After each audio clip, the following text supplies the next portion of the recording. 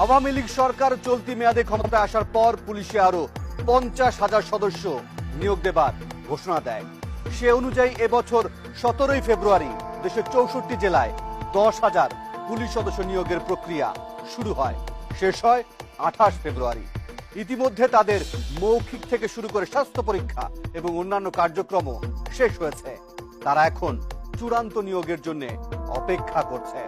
কিন্তু আমরা এ পর্যায়ে যেতে চাই মাদারীপুরে, কারণ সেই ভাগ্যবান তরুণদের অনেকের চাকরি হয়েছে এই জেলা থেকে। আসলে কি তাই? 13 মার্চ 2015 হঠাৎ একটা ফোন এলো টিম 360 ডিগ্রির কাছে।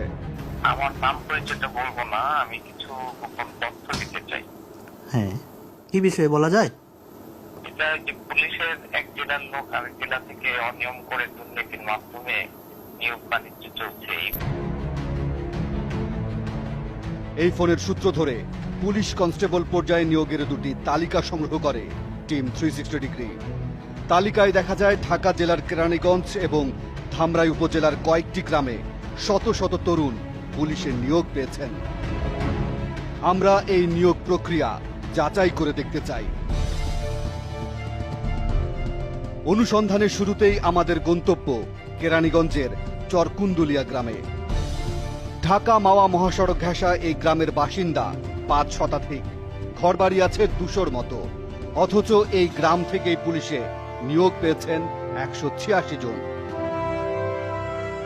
ছোট্ট এই গ্রাম থেকে পুলিশের এত সংখ্যক লোকের চাকরি গ্রামবাসীর মনেও সন্দেহ তৈরি করে। ধলেশ্বরী সেতু থেকে নামতেই দেখা হলো গ্রামের বাসিন্দা মুস্তাফিজুর রহমান রিপনের সাথে। কিন্তু যেটুকু নাম প্রায় 150 লোক নাম আমার বলছেন, কিন্তু একটা লোক আমি চিনি না। শুরুতেই ধাক্কা খেতে হলো।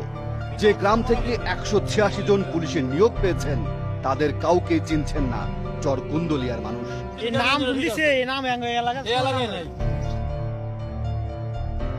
আমরা এই গ্রামে আরো অনেকের সাথে কথা বলতে চাই। হয়তো কেউ না কেউ পুলিশের নিয়োগ পাওয়া তরুণদের চিনতেও পারেন। একটা আপনাদের গ্রামের না? এই গ্রামের 90% লোকই আমাদের ফ্যামিলি, মানে আমাদের বংশের। এরা আমাদের গ্রামের না।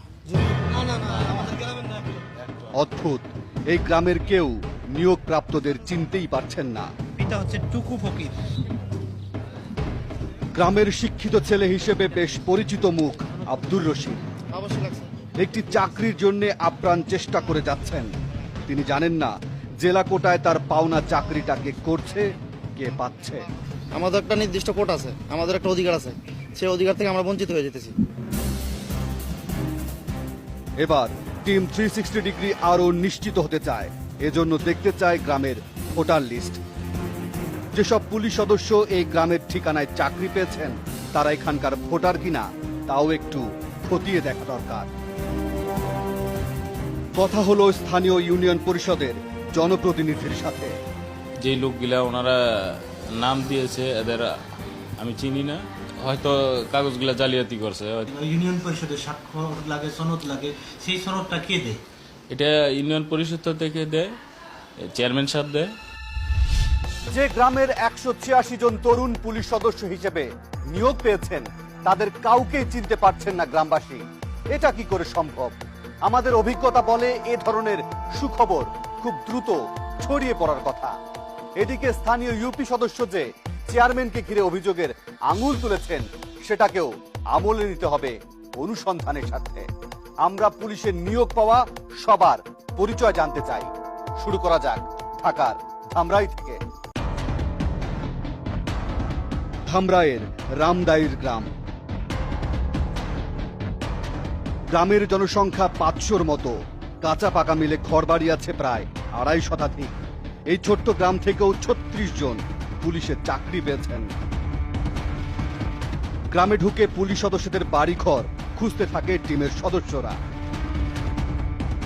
আমাদের হাতে থাকা তালিকা ধরে কথা হয় ধামরাই উপজেলার মুক্তিযোদ্ধা কমান্ডার আব্দুর রহমান খানের সাথে। আমি শুনলাম যে এতগুলো ছেলে চাকরি হয়েছে আমার গ্রামের থেকেও না। এটা শুধু আজকে না, আমি এর আগেও জানি বিভিন্ন ডিপার্টমেন্টে আরও এরকম 2-4টা ওই চিঠিপত্র আসে যে দেখা যায় যে তাদের বাড়ি ঘরে এখানে না চাকরি পায় গ্রামের নামে। তিনিও কাউকে চিনতেই পারলেন না। কথা বলা দরকার গ্রামের বয়স্ক লোক